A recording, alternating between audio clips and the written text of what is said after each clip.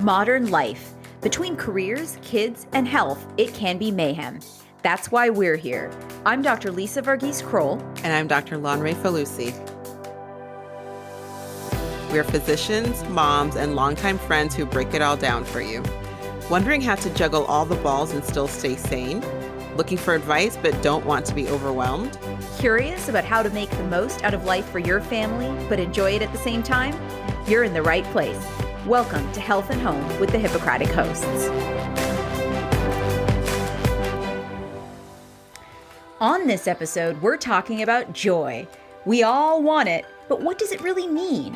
What are the health effects of having joy? And the $64,000 question, how do we get more of it? Keep listening to find out. Hey, Lise. Hey, Lon. You wouldn't be interested in more joy, would you? No, definitely not. Right? I mean, who needs more joy in their lives, really? I can't keep this up. We do. We need more joy in our lives. Yes. I mean, we are, modern day humans, aren't we? So I'm excited for this deep dive into joy. So let's unlock the secrets.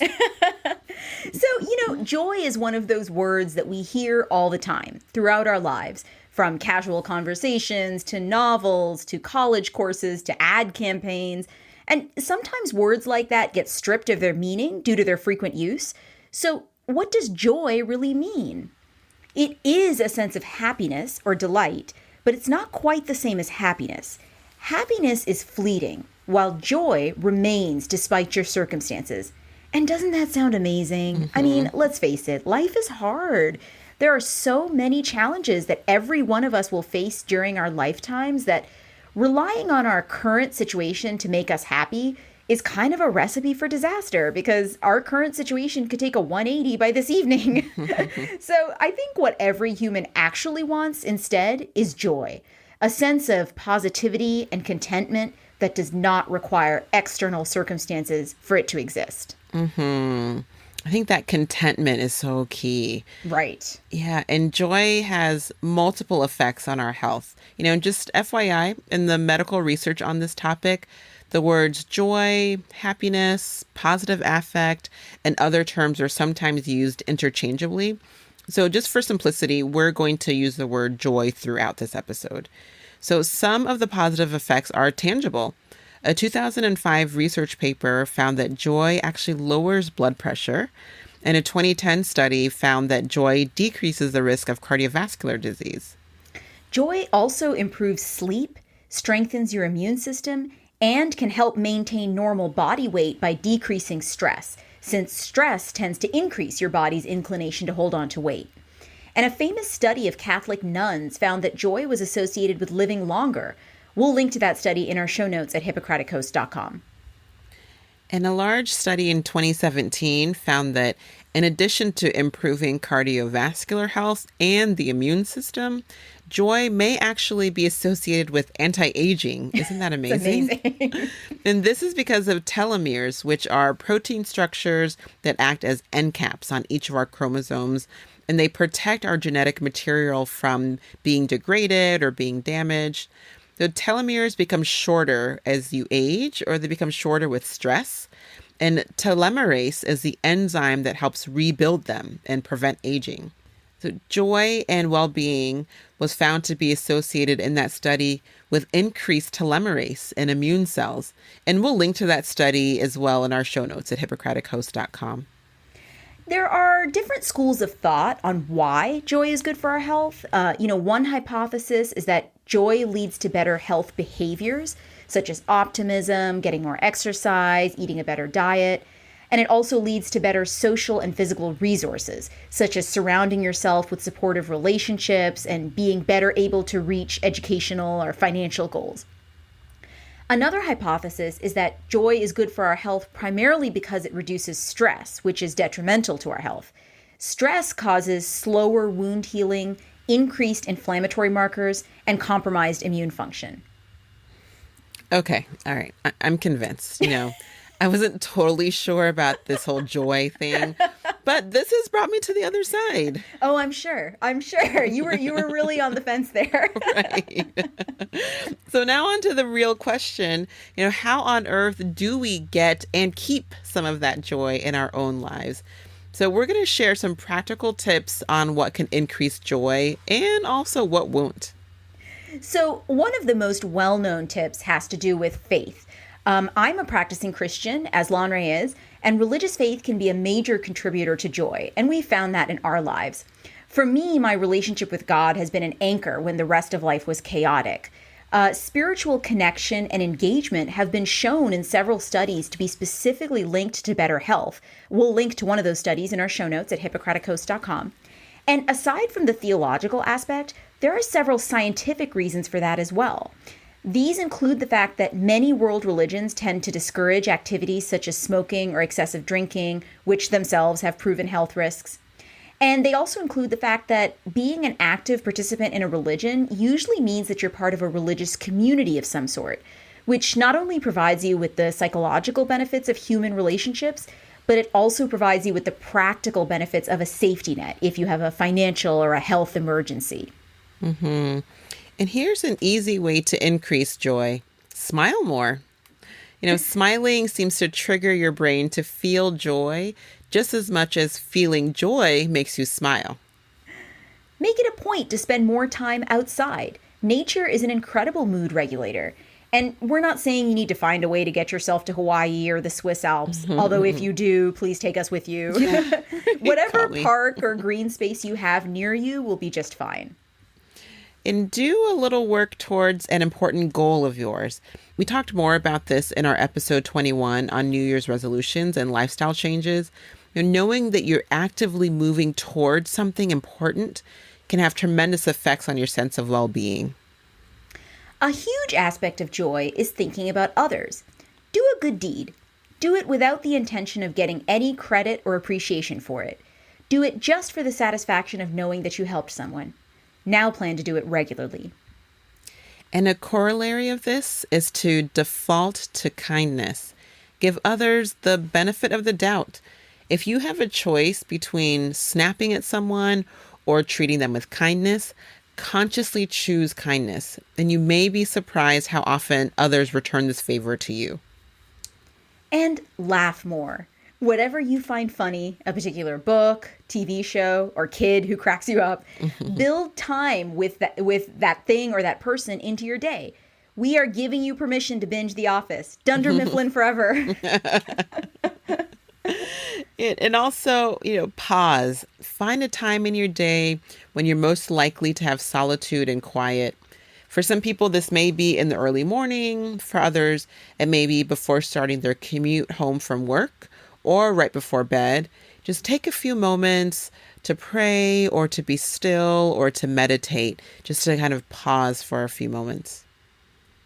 A corollary of the pause is to be present. When you're having a wonderful moment, whether it's cuddling a baby or jet skiing or receiving an award or hugging your spouse, whatever it is, remind yourself to be present in that moment. Squeeze every drop of joy out of that moment consciously and enjoy it, rather than allowing a distracted mind to let the moment slip away. This is one that I love. Take time to savor your food. Yes. Right. So instead of, gulping it, standing up at your desk, guilty. Yeah, me too. Just sit down, close your eyes, and focus on the sensations of each bite and just feel the joy that brings you. And read for fun. Reading is something that many adults in Western culture feel they don't have time for. Our lives are so hectic and overscheduled that even people who loved reading as kids feel that it has to fall by the wayside. But giving yourself even 10 minutes a day to read purely for pleasure can be a great thing for your mood. My 15 minutes of reading before bed is a little treat for me every day. Or you might take advantage of an audiobook. Check out our episode 5 on our favorite book recommendations for any new reading material. And enjoy music, whether that means singing the latest #1 pop hit at the top of your lungs. I mean, who cares if you can't sing? Right? Music is still yours to enjoy, right? or playing an instrument or listening to a symphony. Music has been a source of joy for humans for millennia. So take advantage of it and for yourself too.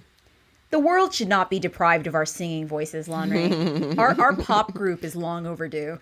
Oh, yes, yes. What is it called? The tone deaf? Speaking for myself, at least. Whatever, we're going to take the world by storm. You heard it here first. Yeah. Next tip is to declutter. There's a reason that Marie Kondo's books and TV shows on hoarding strike such a chord with us. And an overly cluttered environment is known to increase stress and decrease relaxation. So get rid of the things you don't use or need and pass them on to someone who does. Mm-hmm. And don't sweat the small stuff. Before you get upset about something, pause and ask yourself, will this really matter next year, next month, or even tomorrow? If it won't, and most things won't, then let it go. Refuse to let the small stuff steal your joy. Here's a fun one. Increase the amount of color in your life. Mm-hmm. Wear something colorful or add color to your home or your office. Make sure that it's a color that makes you happy when you see it, and that can be different for everyone. This can have a subconscious effect on you long after you stop consciously noticing it's there. From now on, I will be dressed head to toe in red, fire engine red. Just letting you know. Also, call a friend or spend some dedicated time with a loved one. Relationships are one of the most amazing parts of being human. We need each other. Even introverts do. And there's no question that people who feel deeply connected to other people are more joyful than those who don't. Animals can be a source of joy for many people. Most people love their pets, but even if you're not a pet owner, helping out at an animal shelter, hanging out with a friend's pet, or even going to the zoo can bring you joy. Gratitude is a significant one. Actively thinking about the many blessings you have to be grateful for can change your mood and increase your long-term sense of joy. For some people enjoy keeping a gratitude notebook so they can look back and remember past blessings. One aspect of this outlook is looking for the silver lining.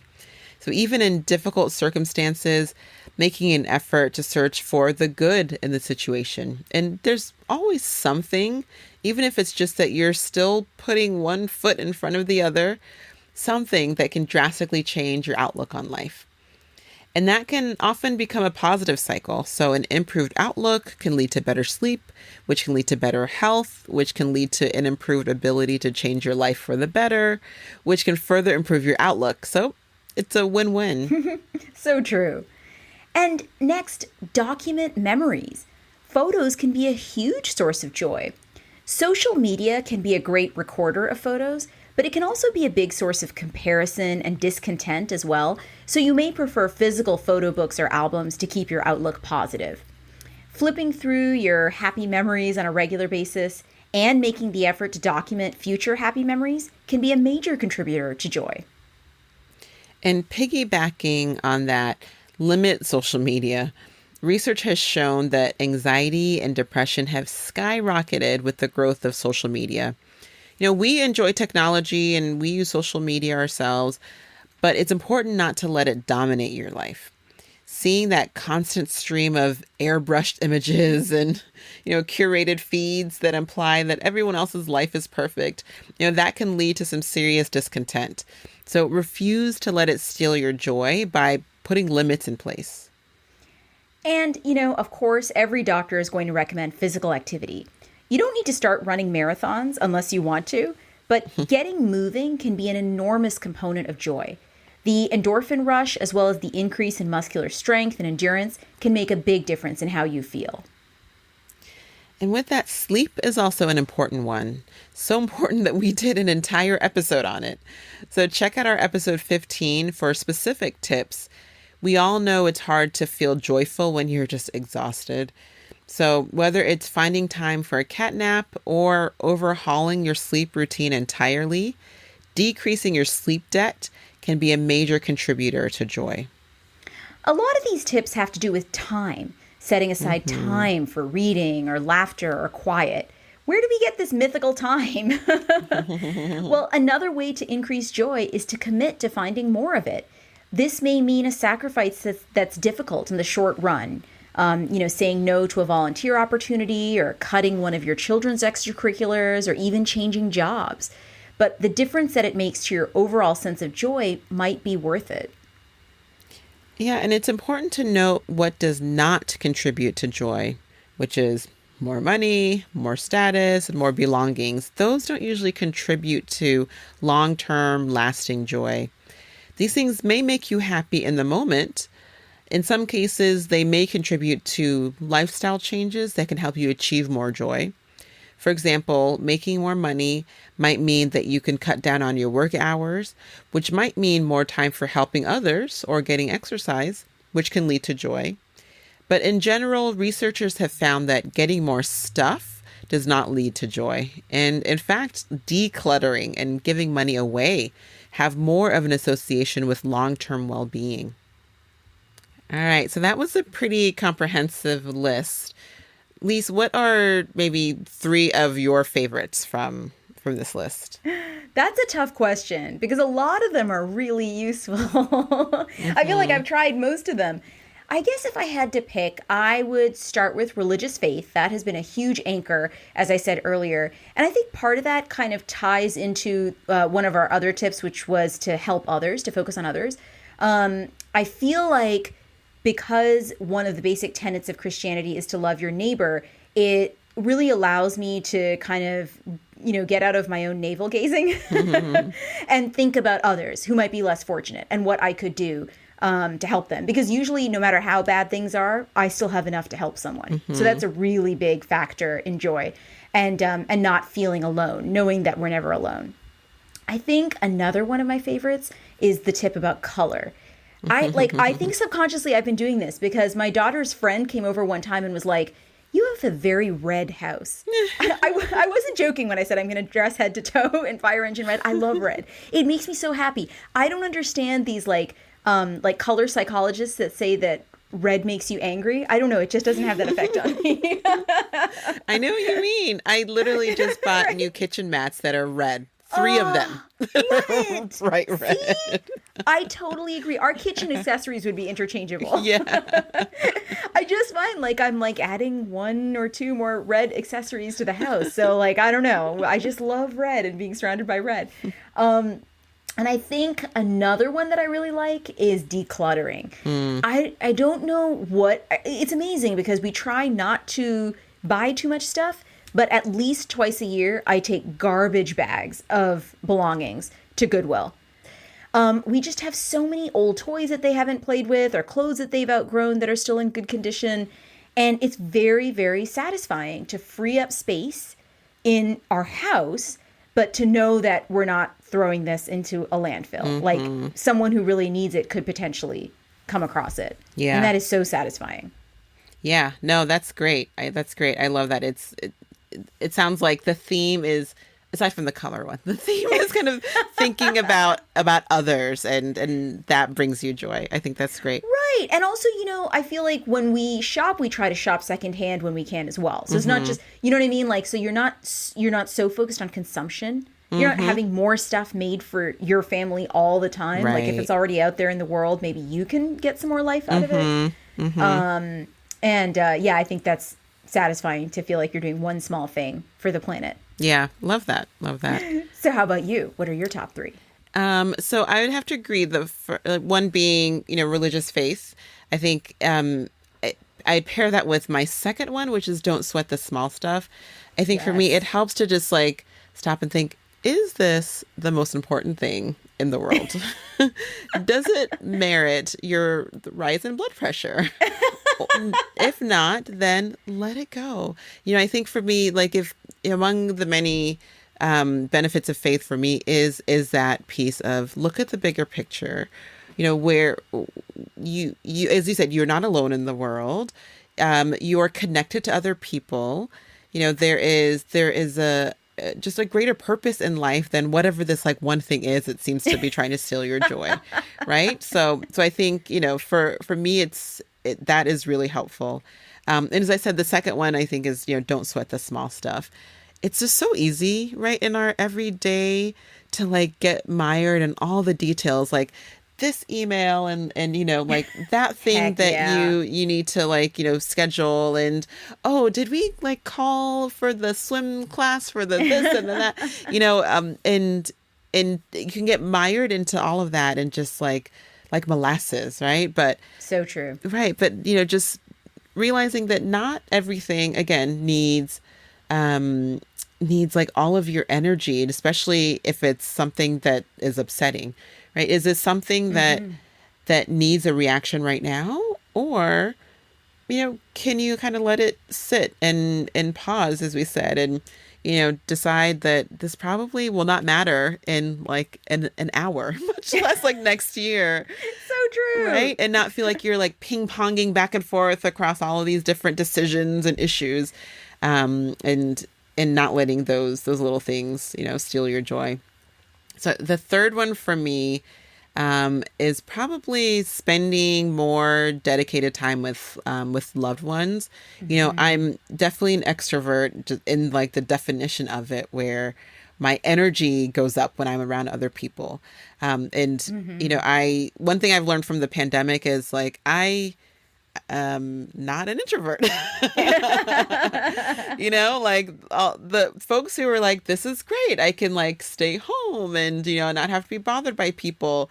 I envied that almost, because I was like craving like time with people, and it's been great recently, I think, to be able to rekindle some of that, and even like people are talking on the phone more and like going out for like walks with friends, and spending some outside time too. But either way, like just spending more time with friends and family has, I think, definitely increased my joy over the last few weeks.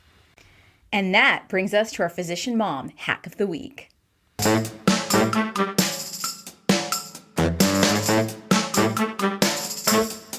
So our hack today is to see if you can quantitatively show an increase in your joy. So grab a notebook to serve as a gratitude record. If you'd rather, you can use the Notes app on your phone or even a Word document. The exact mode doesn't matter. But every day, jot down a few things that you're grateful for. At the same time, put one of our tips into use. Maybe you'll choose to start spending 10 minutes more a day outside, or limiting your social media use to only 15 minutes a day. Whatever it is, after a month, look back at your gratitude record. Do you find that you have more to be grateful for after you've started consciously doing something to increase your joy? How much more could you increase your joy if you put more tips into action? Leave a comment on our Facebook, Instagram, or Twitter to let us know what you discover. Thank you for joining us. That's our show for today. We just want to remind you to follow us on social media. We're on Facebook, Instagram, and Twitter at Hippocratic Hosts. And definitely subscribe to the podcast. Subscribing is free, and it allows you to know whenever new episodes are released, so you don't have to go looking for them, but they're right there on your device.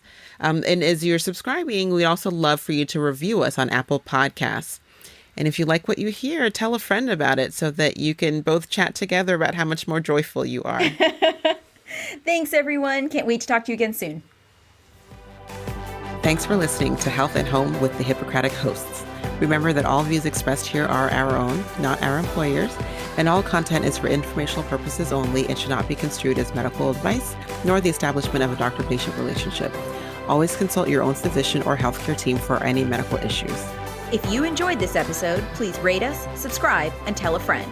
And check out our website at www.hippocratichosts.com for show notes on this and all our episodes. Can't wait to chat with you next time.